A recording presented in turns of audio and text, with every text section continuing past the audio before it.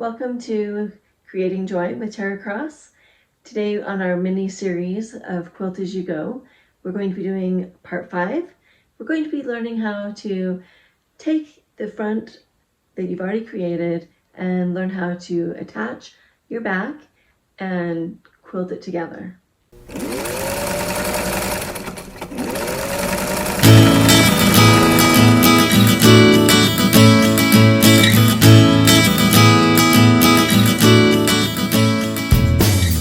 Here's the back of the quilt. I've laid it all out, and now I'm going to lay my quilt facing up, and I'm going to pin it together with quilting safety pins. So when we're pinning our quilt, our layered quilt together, we've got our 3 layers, right? We've got the top, the batting, and the bottom. So there are some special safety pins that the stores have. They have little bends in them, and they're called quilting pins. So the reason why they have the bend in them is so that when you take it, then it makes it easy, so you can just take it and it comes back up really easily. Okay, so when you're pinning your quilt,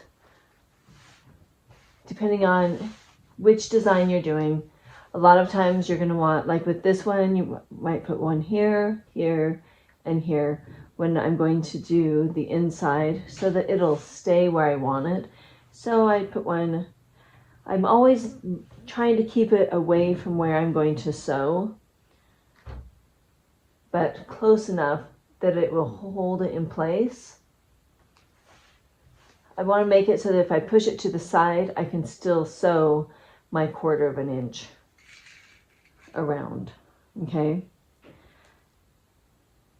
so in the set they're going to have larger ones and smaller ones. I just use them all, so I try to put as many as I can to try and hold it in place. Okay, so it's different when you're putting it on a quilting machine, because the quilting machine will actually connect the top layer, the middle, and the bottom, so they won't move. So these pins are what we have to do to keep our layers stationary, so they're not going to slide around when we're quilting. Okay, so I do put pins in every single space. So that's what we're going to do, is we're going to put pins all over it and then quilt it. So as we do Quilt As You Go, we're actually doing all of these parts, but then when we're attaching the front to the back, now what we're doing is we're doing the square. We're going around the square that we just made. Okay, the easiest way to go around the square, though, because it's now connected all together, is to do straight lines all the way down your quilt. So you're going to start in the middle of your quilt, and we're going to do 1/4 of an inch from the seam. Put your foot next to the seam right here so that you can have a straight line and go all the way down your quilt. And then when you get to the bottom of the quilt, you're going to just turn the quilt around, and then you're going to come back up on the other side of the seam. So now you have a double seam. And if you turn it over, you can see here how it looks when it's done. How there's a line down one side and then down the other. When you're done doing every single line down, then you're going to turn your quilt sideways. And again, you're going to start in the middle, and you're going to go across the width.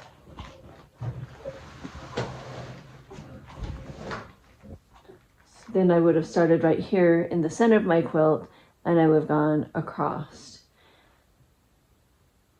When I'm all done with all of my lines, then I do the outside of my quilt. And I go on the inside all the way around, and I matched it with red, and then I changed my thread out and I did black. And I did black all the way around.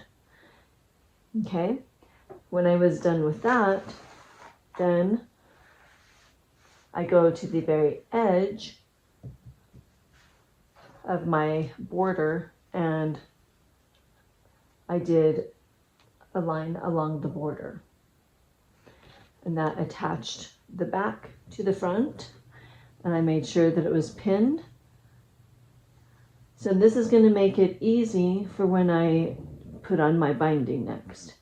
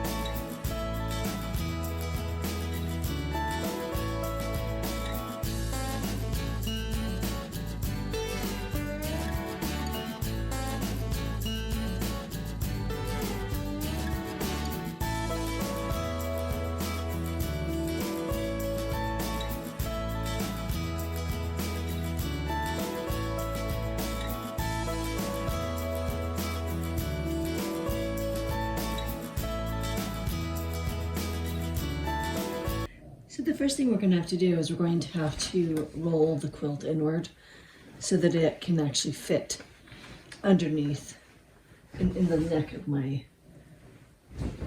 machine. So I have a small neck.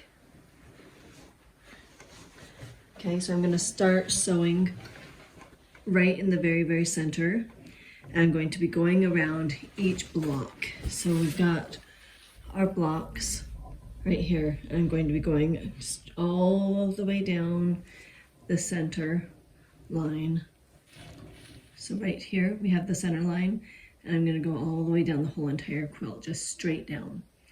And then I will go, I'm just doing straight lines so that it'll be easier to sew. So I'm going to use red thread on the top that matches my red fabric and black thread on the bottom to match the back of my quilt, which is black.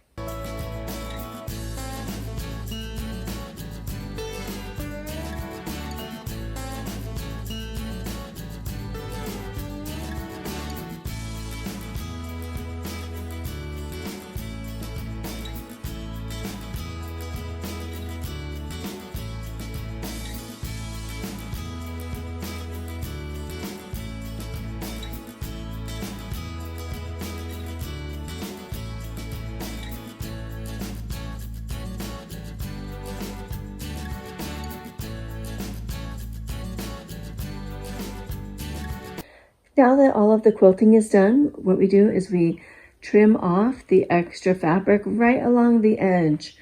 And as you can see, I sewed right along the edge once more, attaching the bottom to the top and the binding so that it's all secure and ready for the binding.